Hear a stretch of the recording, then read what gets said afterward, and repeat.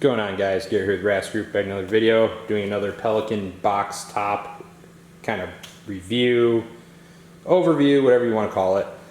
This is my workhorse. Now, I've bounced back and forth a few times between shorter barrel rifles, mid-length, longer barrel, etc. This is what I've been running. It's what I've been having really good success with lately. It's pretty much where I want it to be for the base rifle. So there's not really a ton else left to do to this thing. It's like maybe some optional accessory add-ons like a magnifier, laser, some switches, some stuff to keep, and maybe a DACA pouch. So if I do need that stuff, I can throw it on. But the reality is, and I'm sure most of you don't want to hear this, but here we go. As long as you have a primary optic, a sling, and a white light, your rifle is pretty much ready. It's good to go. That's kind of the philosophy I use for this. This is my main jam. I practice what I preach. You'll see I have a lot of not extra anything on here, and that's by design. If you're building an end-of-the-world rifle, by all means, this probably isn't for you. If you're looking to build just a fast, efficient kind of do-all setup for yourself, this might be the video for you. Let's just dive into it. So, what is my rifle? This is a modern material 14.5 inch patrol rifle, custom built. Most of the customization is going to be in the lower. We'll talk about that when we get to it. But all right, let's just dive into it, I guess, right? As the kids say. So don't mind me and my Crocs. We're going to start tip to butt here. So for my muzzle, so for the upper itself, it's just a modern material 14.5, right? That's literally what it is. It's bone stock from them. Their bolt carrier group, their charging handle, their barrel, their handguard, their receiver, literally their muzzle device, literally it is a bone stock 14.5 upper from modern material. So that being said, not a ton to discuss there. You can go to their website, read all the specs. If you're going to order a modern material rifle, use code RAST5. I'd really appreciate it.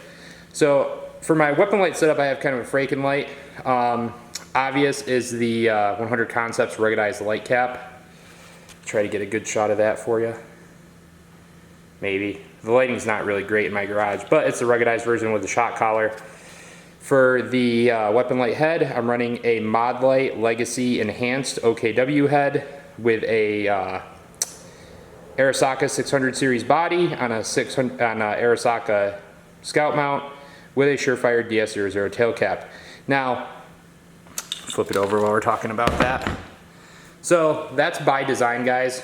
This is the light combination that works best for me, that I found to be the most slimline, to give me the most output, to give me the greatest options to either run a switch, to use direct pressure. It's just what I like. You can run literally whatever you want. If you have sponsorship, great. If you don't have a sponsorship, I encourage you to play with stuff and see what works for you. Next up is the Lunar Concepts rail wrap. So this thing is absolutely awesome. Keeps heat off your hand really well. I think rail panels look cool. I think that they aesthetically are pleasing, but this actually works. I run this on suppressed guns. I run it on this gun. This gun will be suppressed at some point, and I have zero complaints. So this is a driven Armsco hand stop. Nice and grippy right there. Sorry guys, get a little bit closer for the camera for you. Nice and grippy right there. Works great. Zero complaints, right? I got this because I ordered a pistol grip from him, figured why not, and I'm happy that I did. Optic is an EOTech EXPS 3-0 with a Reese wrap, Condura wrap, and multicam. It's a tan one on a black mount, a Unity fast riser.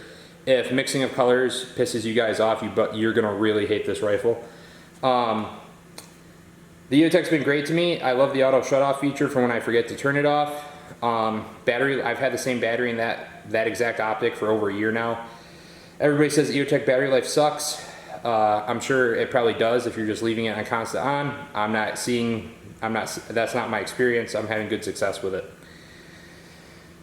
Going down to the lower, because that pretty much wraps up the upper, like super boring. Sorry guys, I know you probably don't love that, but it's again, modern material stripped lower in sniper green.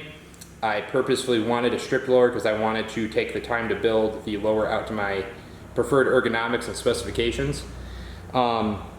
So starting from like starting at the magwell, working our way back, as you can see I have no exterior magwell in this gun. I find that they actually hang up reloads more than assist them, at least in my personal experience.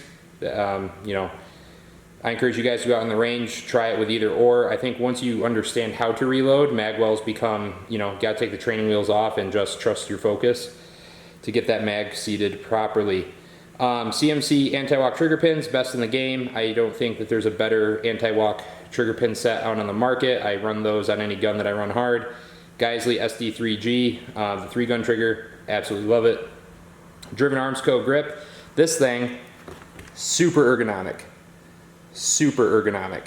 It fills your hand, it's nice and fat, but where you need your fingers to have, you know, the least amount of travel required to like manipulate your trigger, manipulate your safety selector, manipulate your mag release. It thins out really nicely, so it fills the hand, but super ergonomic, love it. And he even has a storage compartment in the bottom with a little cap. You can throw batteries, you know, whatever you want in there.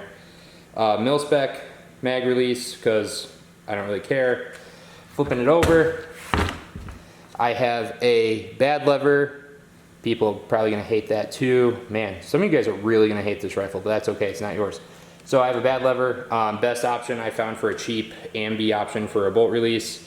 Radian 45 degree, it's set at 45 degrees, but the GI single-sided safety selector. Super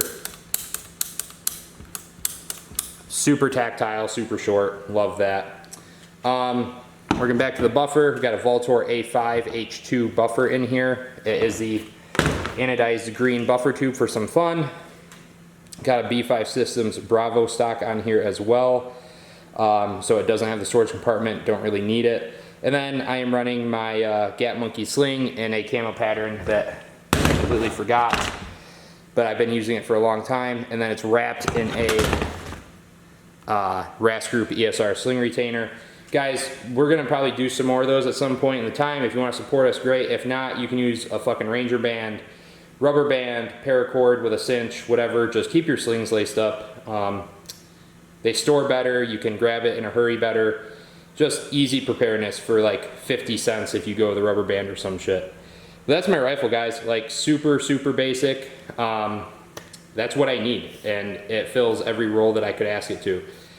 14.5 because, you know, 14.5 ballistics are pretty appealing to me. I still save a little bit of length overall. Pretty happy with that. Now let's talk about something here, like, because I keep seeing some misconceptions out there in the world about this. Guys, to adequately suppress a longer barreled rifle like this 14.5, I do not need to invest in a 6 to 7 inch can. That's where your K-series cans come into play.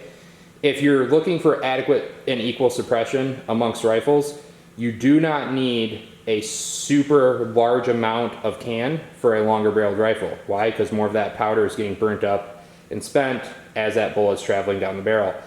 For an 11.5, 10.5, 10.3, 12.5, all that stuff, yeah, probably a little bit of a longer can, but by the time you suppress the two rifles and you lay them next to each other, the differences is negligible at best. I don't think that a 1/2 inch to 1 inch is really going to be the detriment and you not being able to effectively get through a threshold. You are probably the detriment to you getting effectively through a threshold at that point. So something to think about, guys. But this is my rifle, and you know, as we update it, as things change, because inevitably they will, I'll swap out for better options as I find them. We'll keep you updated, but this is my rifle. Appreciate you guys stopping by. Check out the website. Check out brownells.com. That's where the EOTech came from. Shout out to them for that. Use code BOP10 over there. Make sure you stay tuned for our schedule. Always trying to post some classes, and if you're interested in one-on-ones, hit me up directly over at the Instagram page or send me an email at garrett@rasgrouptraining.com. Awesome, guys. You guys stay safe, stay trained, stay rad. I'll be back with the next one.